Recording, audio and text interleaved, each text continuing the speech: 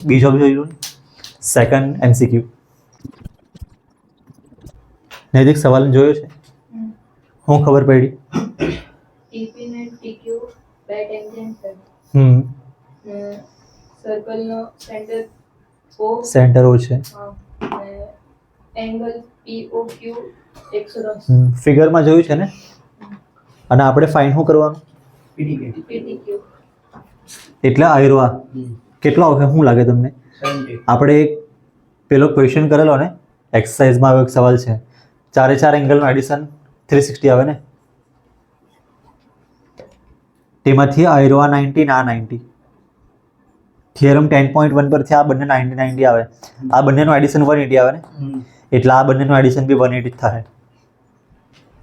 એટલે કેટલું આવે 70 તો બહુ વાર નહીં લાગે આયરો આ કરતા હા ને પણ મેં થોડુંક લખી મૂકું તો શું કરું ફિગર તો ડ્રો કરેલી જ છે ને આમાં એટલે ફિગરના માર્ક્સ નહીં મળે પણ તો બી મેં ડ્રો કરી છે angle POQ plus angle PTQ પેલો આયરો આ લખો ઇન અ ક્વોડ્રિલેટરલ ક્વોડ્રિલેટરલનું નામ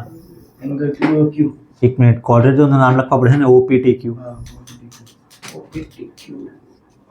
એમાં ચારે ચાર એંગલ એંગલ OP T ને Q ચારે ચાર એંગલ લખ્યા છે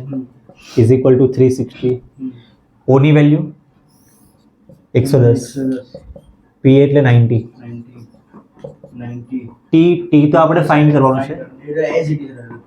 એટલે T એમ જ લખવાનું ને પેલું પાછળ 90 અને આયરો આવે 90 180 અને આ બધાનું એડિશન કરી નાખવાનું 210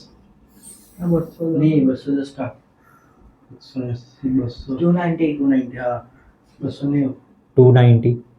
અને એંગલ T નું આખું નામ લખી દે હા PTQ T એટલે આયરો આ PTQ જ છે ને કેમ સવાલમાં PTQ લખેલો છે એટલે મેં PTQ લખ્યું પ્લસ આયરો આ 290 ઇઝ ઇક્વલ ટુ 360 હવે આ 290 આ બાજુ એટલે આવી ગયું કેટલો 70 આવ્યો ને આમાંથી આ નંબર માઇનસ કરજો 70 આવે પણ તમને એમ જ ખબર પડી જાય આ બંનેનું એડિશન 180 આવે જો બાય ચાન્સ તમને બે એંગલ ભાગ કરે આપણે બે એંગલ તો આ એંગલ કેટલાનો હોય આખો 70 નો છે આખો 70 નો પર અંદરના 35 એટલે એવું પૂછે તો બી તમે કરી શકો પણ હમણાં તો આપણને આખો જ પૂછ્યો છે